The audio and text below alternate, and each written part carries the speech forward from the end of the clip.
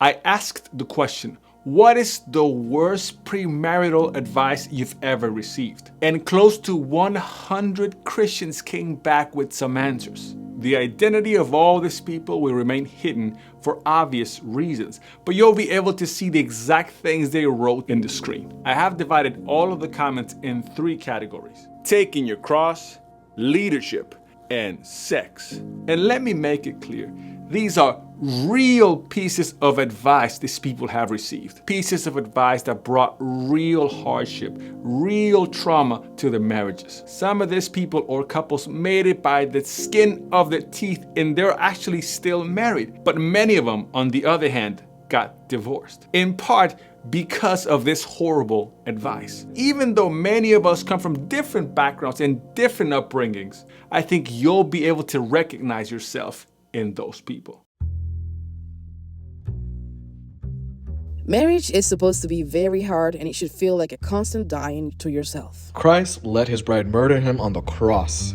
Love her through any abuse. Divorce is completely unacceptable, and you shouldn't even consider it, except under extreme situations. As with any other cross, bear your marriage faithfully as a gift from the Father. If your marriage is giving you the sense that you're constantly dying, in most cases, that is a definite red flag. Equating marriage to dying, in most cases, is not a good sign. And I totally get the sentiment of dying to oneself. If by that you mean dying to your old self-centeredness and pride in order to serve others, in order to serve the least. But in most cases, this dying to self is used to coerce people or to tame people into not seeking the change that they desperately need. There is a perverted sense that suffering in a marriage is somewhat of a Christian calling that must be somewhat embraced as a cross or as a sort of a spiritual practice. I don't know who made that up, but I was part of that nonsense as well. Calling a bad marriage or a bad spouse your cross is the epitome of a spiritual bypassing. Calling a dangerous marriage your cross is like adding vanilla flavor to expired milk or poison just to make it more palatable. Calling a horrible marriage or horrible spouse your cross is not only theologically and biblically incorrect, but it is dangerous for you and your children. It is like calling what Christopher Columbus did discovering America, instead of calling that the extermination of indigenous peoples. By calling it a discovery, we were able to hide the atrocities that happened in the Americas for hundreds of years. Why don't I call my marriage? Why don't you call your marriage for what it is? A horrible experience you desperately want out of. You desperately want to end or change. And rightly so. Only by calling things for what they are can change occur. And the religious idea that you can only seek divorce in cases of adultery, an idea totally taken out of context, needs to freaking stop. I mean, sorry to burst a bubble here, but there are many more reasons for somebody to seek a divorce. And we all understand that to be true, or at least most of us should. To carry your cross is not a call to carry neglect, injustice, abuse, or violence. That is not something you take on yourself. That is something we seek to change. That is something we fight against. You've heard the phrase, "Oh, I've married my cross." That's supposed to be a funny comment, not something we recommend. Even Paul, a man of his time, a man who many would call misogynistic, had much higher standards than those. Submit to one another out of reverence to Christ. Husbands, love your wives just as Christ loved the church. Each one of you also must love his wife as he loves himself. The wife must respect her husband. If you don't see this spirit in your marriage, you should do anything and everything in your power to change or fix it. And we most definitely do not have to try and fix it by ourselves. The 72-hour rule. Men need sex more than women. Men have higher sex drive. Ladies, if he's not getting steak at home in the bedroom, he'll go looking for ground beef someplace else. Focus on the family marriage retreat. 2006. Premarital counseling. When the pastor's wife told me, sometime around year 5 or 6, you probably won't have to have sex very often. But just do it anyway, and then you'll start to enjoy it again. Obligation sex screwed us up so bad. I'm not supposed to deny my body to my husband. My body belongs to him in the same way as his body belongs to me. There has been a very confusing and contradictory message given by many Christians around the topic of sex. Many Christian leaders cannot seem to make up their minds or decide if men can indeed control their sexual urges or if men cannot. On the one hand, they tell single men that they have to absolutely abstain from any form of sexual activity, including pleasuring themselves. Nope, cannot do it. Huge, humongous, no. You have to wait until your marriage to engage in anything remotely sexual. Now, taking into account that us men hit puberty around the time when we're 12, and also taking into account that most men are getting married in their 30s, means that single men are expected to restrain themselves and keep it in their pants for over 20 years to control and negate their every sexual incline or desire for 20 freaking years. On the other hand, and with the same mouth, they tell married men that we should not expect to be able to keep it in our pants for more than 72 hours. That would basically be like asking a horse to go and fly around the moon. It can't be done. Ergo, the 72-hour rule. 3 times 24, you get the math. Have we stopped to listen to ourselves for a second? Who are we kidding? How much of the Kool-Aid have we drank? Have we drank? Have we drunk? Can we all be adults for a second? Just be adults for a second? Yeah? Okay. Now that all the adults have gathered, can we all agree that both of these extremes are somewhat ridiculous? Not somewhat, outright ridiculous? Who are we trying to impress? And I mean, really, who are we afraid of? We know that these extremes don't work. What is up with Christians and sexuality?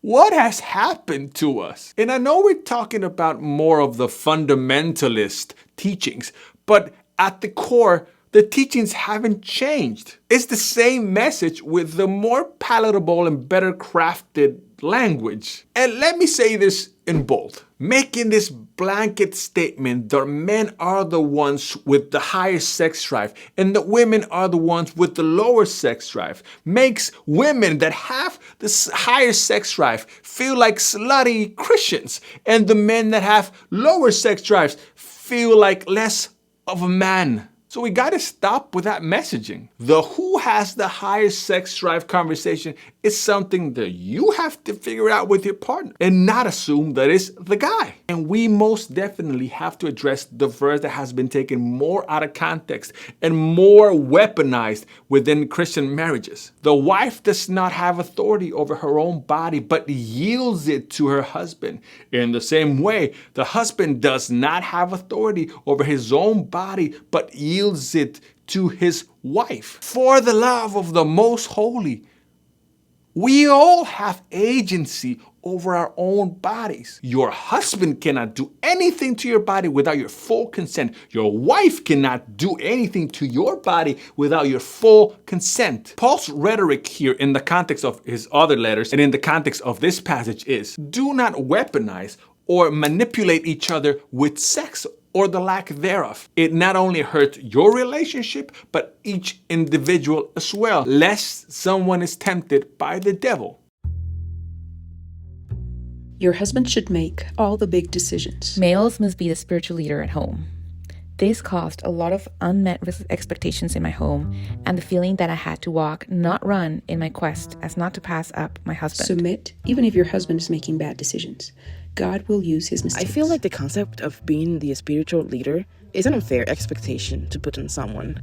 Anyone being the leader in a relationship seems very toxic to me. Women anyway. want to be led. You're responsible for your wife's spiritual state. Does having a leader in a marriage make the same sense today as it probably did when Paul was alive, given how society was structured back then? We have to quickly set the stage here for a bit. Marriage has changed significantly over the past couple of hundred years. Leaving the influence that the patriarchy still has all over the world aside for a second. Both members in most countries have equal agency and equal rights before the law. A union between equals.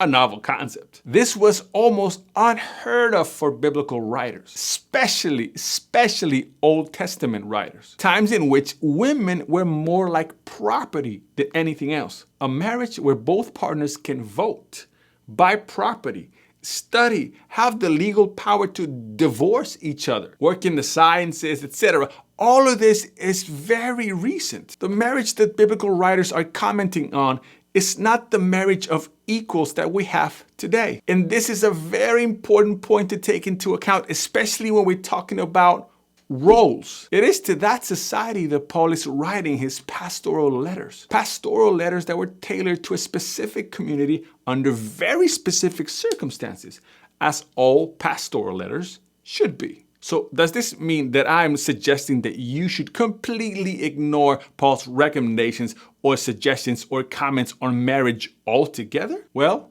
no. What I would suggest you to do is to put all of his comments on marriage in its right context, as I would suggest you to do with any biblical passage or anything that Paul said. That is a healthier and much better way of interpreting scripture. And I mean, loving your spouse as Christ loved the church and showing respect for each other are the pillars of Paul's teachings on marriage. And those will and should always remain true, regardless of any future culture or societal changes. Unfortunately, I and many others like me had to live through the opposite version of this, the darker timeline. My dad, like many dads around the world, was the one with the ultimate power at my home. He could veto whatever my mom would say. And with all that power, he almost brought my entire household to the ground. The little things that we had growing up was because my mom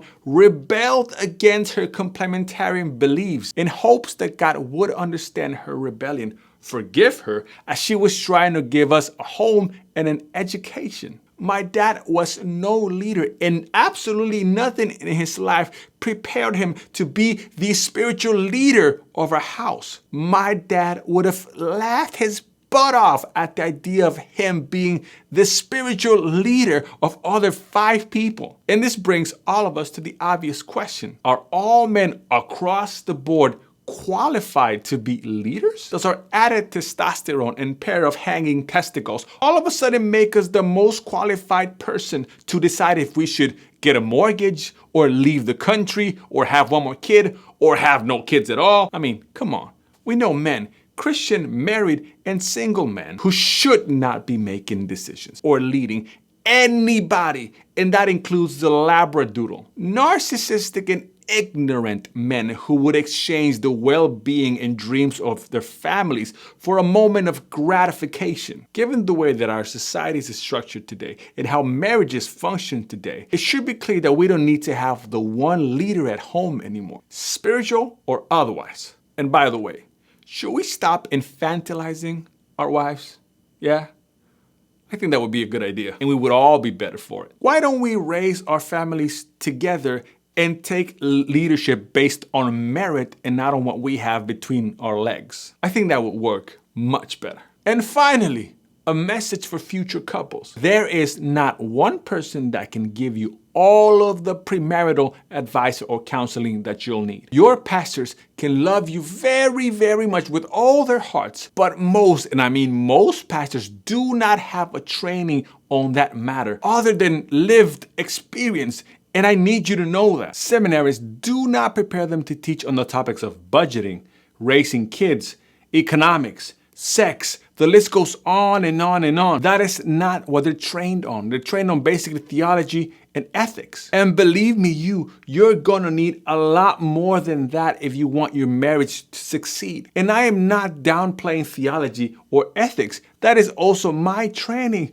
But married people know you need a lot more than that if you want your marriage to work. If you're going to pastors you respect and love to get wisdom from the lived experience and time in seminary and theological schools and whatnot, please go ahead and do that. But know that whatever they offer is advice, not gospel truth. You don't necessarily have to do what they advise you to do.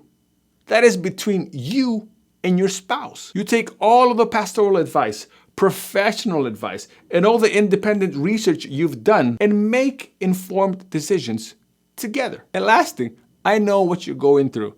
I've been married for 9 years. We gotta do this together. We need each other for this. We need a plethora of things, company and information and fun and the whole thing. That is one of the reasons why I made yet another video on the topic of marriage. So click right over here and I'll see you there.